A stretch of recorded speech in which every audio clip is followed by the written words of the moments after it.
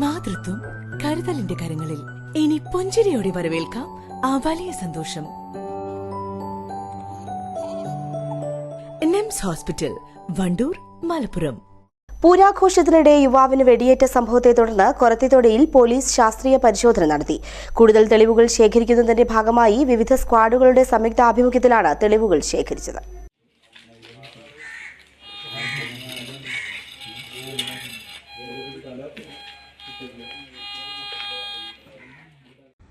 ശനിയാഴ്ച രാത്രിയാണ് ചെമ്പ്രശ്ശേരി കൊരത്തിത്തൊടിയിൽ പൂരാഘോഷത്തിനിടെയുണ്ടായ സംഘർഷത്തിൽ എയർഗൺ ഉപയോഗിച്ച് വെടിവെപ്പ് നടന്നത്. ചെമ്പ്രശ്ശേരി സ്വദേശി വെള്ളേങ്ങര ലുഖ്മാനാണ് വെടിയേറ്റത്. സംഭവവുമായി ബന്ധപ്പെട്ട് 7 പേരെ പാണ്ടിക്കാട് പോലീസ് അറസ്റ്റ് ചെയ്യുകയും ഒളിവിൽ പോയ മുഖ്യപ്രതിയുൾപ്പെടെ 4 പേർക്കായി അന്വേഷണം ഊർജിതമാക്കുകയും ചെയ്തു. ഇതിനു പുറമെയാണ് ശാസ്ത്രീയ സംവിധാനങ്ങൾ ഉപയോഗിച്ച് സംഘർഷം നടന്ന പ്രദേശത്ത് പരിശോധന നടത്തിയത്. സ്റ്റേഷൻ ഹൌസ് ഓഫീസർ സി പ്രകാശന്റെ നേതൃത്വത്തിൽ ഡോഗ് സ്ക്വാഡ്, സയന്റിഫിക് വിഭാഗം എന്നിവരാണ് തെളിവ് ശേഖരണം നടത്തിയത്. News bureau, Pandikkad. സ്വന്തം ഹൈസ്പീഡ് ഇന്റർനെറ്റ്, നമ്മുടെ സ്വന്തം ഇന്റർനെറ്റ്.